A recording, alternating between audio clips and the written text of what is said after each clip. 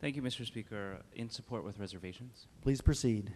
Thank you. And just to be consistent, much of what I will say echoes what I've said in the past, so I'll keep it brief. I certainly understand the necessity for the levying of this fee, particularly as I have a district that may be actually impacted by a jet fuel spill, the extent of which we're still trying to ascertain in the Red Hill section of my district. So I certainly understand the genesis for the fund. I also understand some of the good uses that it already goes to. My qualm, though, is that it's still largely allocated to the general fund, and I think even though it doesn't necessarily contribute a ton of money to all of our constituents' cost of living and to their wallet, it still is a few cents per gallon, about 5.5 cents per gallon for each of our constituents when they fill up at the tank. I think it's a price that they've borne for a while, and it may be one that they are willing to continue to bear at the pump. But considering the long extension of this tax and the fact that it's not more significantly allocated to perpetuating our transition to renewable energies, I just wish that in the end this would have perhaps allocated more towards our transition to a renewable-based energy economy. Thank you.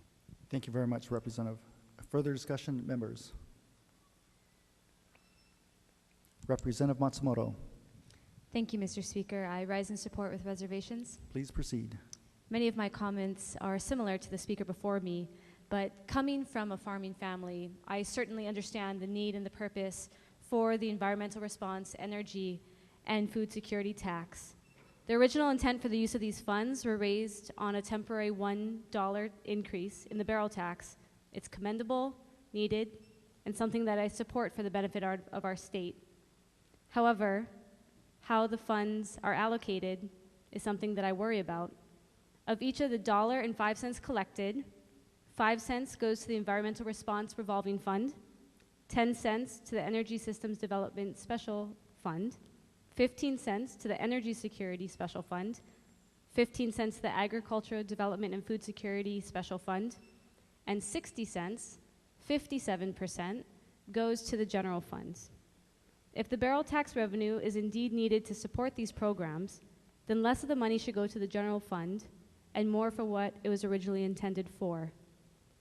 We owe our hardworking residents, most of whom are struggling to have ends meet with the high cost of living, to be transparent and accountable with their money. If we're going to extend the sunset date, the funds should be going towards renewable energy and food sustainability. We can't continue to import 90% of our food and rely on oil. Mr. Speaker, thank you for allowing me to share my reservations. Thank you very much, Representative. Further discussion, members?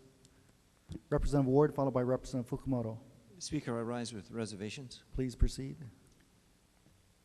Speaker, this has 3 blows that it creates by its passage. First is the credibility that we in this body will ever pass a temporary tax, as this was in the beginning, and now we're kicking it down until 2030.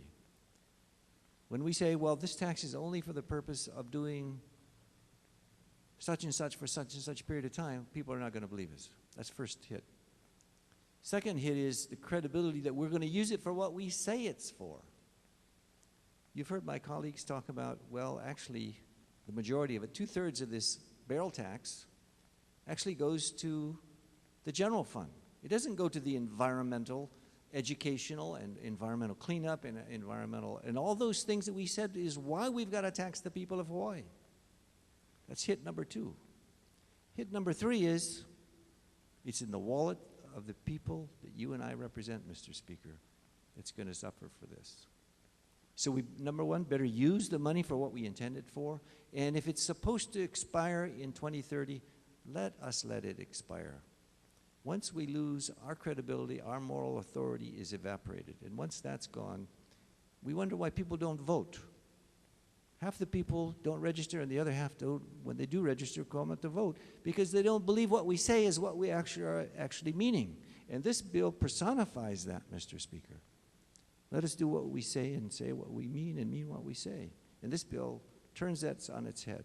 So let's be more environmentally conscious, use the money for the environment, and let's, if it is a temporary tax, let it expire and let the people from our districts keep the money in their pockets. Thank you. Thank you very much, Representative. Representative Fukumoto. Thank you, Mr. Speaker. In opposition? Opposition, please proceed.